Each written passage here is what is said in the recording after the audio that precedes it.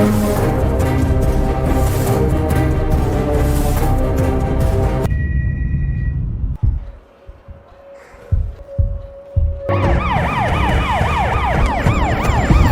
Patient আমাদের এখানকার ex RMO doctor বংশীধারীজির পেশেন্ট ছিল। প্রবলেম ছিল psychological problem, CWS, celebrity worship syndrome, obsessed with a public figure. এই মেডিসিনটা চেনেন? It's not a medicine, it's a poison, botulinum toxin এ।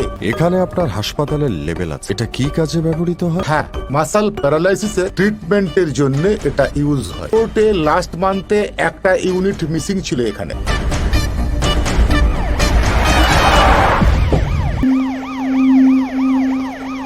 যা দেখেছিলে ম্যাডামকে ঠিকঠাক বলো। ম্যাম, সাধারণ ছোটখাটো ঘটনা হলে আমি ভুলে যেতাম, কিন্তু ওই দিনের কথাটা না আমার একদম স্পষ্ট মনে আছে। ফরাজের সিনেমা রিলিজ হওয়ার পরে প্রথম দিনের প্রথম শোয়ে এক বান্দা সকালে এসে সব টিকিট কেটে নিয়েছে এবং একলা একলাই সে দেখতেছিল।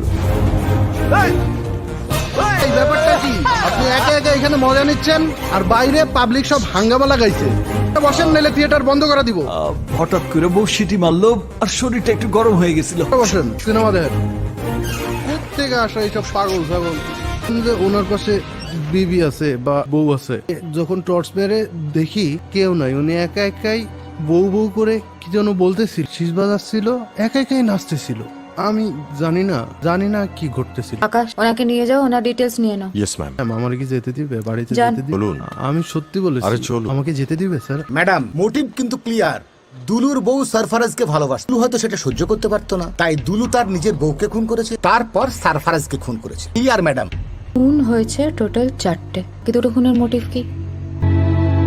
এক্স্যাক্টলি। একজন সাধারণ অটো ড্রাইভার এত সাজিয়ে গুছিয়ে প্ল্যান করে 4টে মার্ডার করলো। কেসটা কিছু একটা মিসিং লিংক আছে, এটা ধরতে পারছি না, অথবা ভুল রাস্তায় এগোচ্ছে।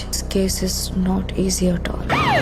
ম্যাডাম বলুন। রিপোর্টগুলো দেখেছিলেন? কিছু লিংক পেলেন? ম্যাডাম, ওর বিষয়টা আমি স্টাডি করি, তো ওর বিষয়টা টোটালি ডিফারেন্ট।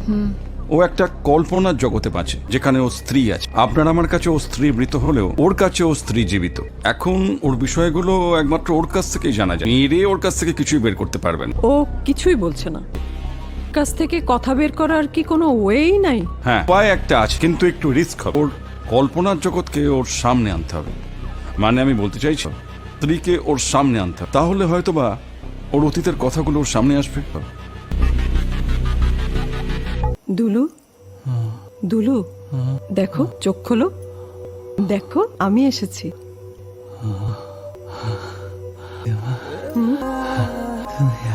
হ্যাঁ হ্যাঁ, এই যে আমি কান্নাকাটি করলাম, অনেক কিছু বললাম, তারপরে ওরা আমাকে ঢুকতে দিল। তোমাকে ওরা অনেক মেরেছে না? তোমার কথা দিয়েছিলাম না, তাই আমি সব স্বীকার করে নিয়েছি। বসো, এখানে বসো।